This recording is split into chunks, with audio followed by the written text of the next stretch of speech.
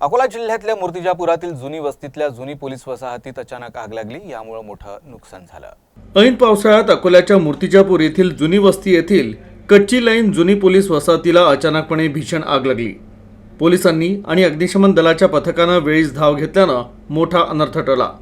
यात कुणीही जखमी अथवा जीवहानी झाली नाही, मात्र वसाहतीचं मोठं नुकसान झालंय। ही आग नेमकी कशानं लागली याचं कारण शोधणं सुरू आहे। सुदैवानं ही जुनी वस्ती असल्यानं इथं कोणीही राहत नव्हतं आणि याच कारणानं या ठिकाणी मोठ्या प्रमाणात कचरा जमा झाला होता आणि याच कचऱ्याला आग लागून आगीनं रौद्ररूप धारण केलं। ही आग विझवण्याकरता अग्निशमन दलाला शर्थीचे प्रयत्न करावे लागले, तर स्थानिक नागरिकांची अग्निशमन दलाच्या पथकाला मोठी मदत झाली।